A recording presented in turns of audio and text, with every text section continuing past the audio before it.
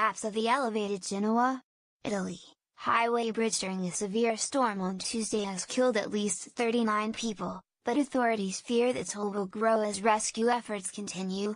Shortly after the bridge collapsed in the northwestern Italian industrial and port city, the birthplace of Christopher Columbus, the Italian media reported that an engineer had warned 2 years ago that the soaring 1960s structure had a troubled maintenance history and often required hefty repair jobs.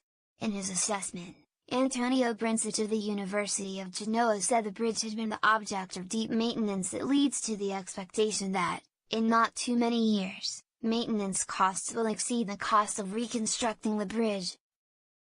At that point, the time will come to demolish the bridge and rebuild it. The bridge, known as the Morandi Viaduct, collapsed shortly before noon, local time, during heavy rainfall, sending about 20 vehicles plunging some 80 or 90 meters into the industrial zone below. It was just after 11:30 when we saw lightning strike the bridge, eyewitness Pietro Alice told ANSA. And we saw the bridge going down. As bodies are being retrieved from cars in the rubble, Italian Infrastructures and Transports Minister Daniele Toninelli said the country likely faced an immense tragedy. The death toll seems likely to rise, since enormous chunks of concrete from this collapsed, 80-meter bridge section may have struck inhabited structures. The size of this disaster is epochal. There are dozens of deaths, including people who fell from the bridge and those who remained trapped underneath the rubble, Francesco Bermano, head of the region's ambulance service, said. The Morandi Viaduct was built in the mid-1960s and inaugurated in 1967. It is 90 meters high, almost 1.2 kilometers long and is part of the A10 highway, which leads to the Italian Riviera and the southern coast of France. The traffic on the bridge would have been heavy on Tuesday as Italians were leaving the city for the traditional Ferragosto holiday, which sees millions flee to beaches, mountains and lakes to escape the high summer heat.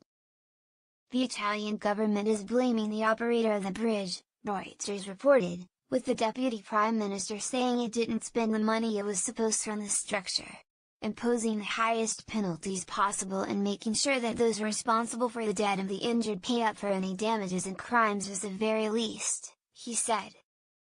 The operator, in turn, said it in fact has been checking the bridge on a regular basis.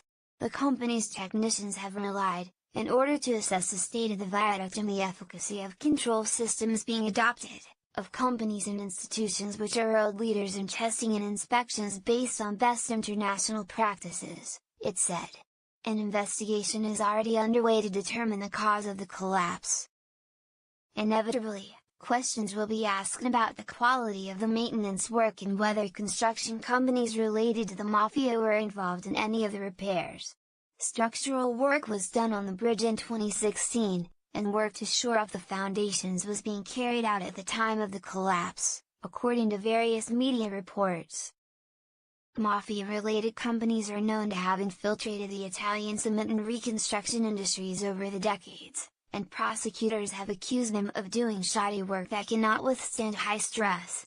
The mafia is notorious for nabbing reconstruction contracts after earthquakes and cutting corners. In 2016, Franco Roberti, then head of Italy's anti-mafia directorate, said Italian authorities must ensure the mafia plays no role in the reconstruction work of the towns in central Italy that were destroyed that year by earthquakes which killed about 300 people.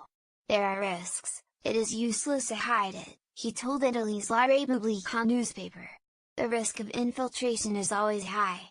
Post-earthquake reconstruction is a tasty morsel for criminal organizations and business interests.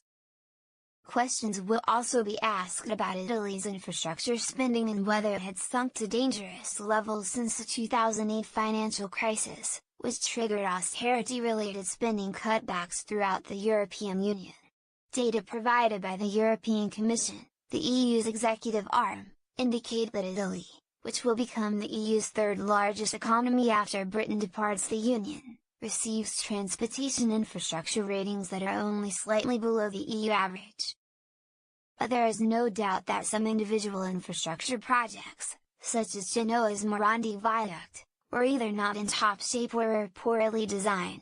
Mr. Brinsich, the engineer who wrote the 2016 assessment, noted that the bridge presented several problematic aspects.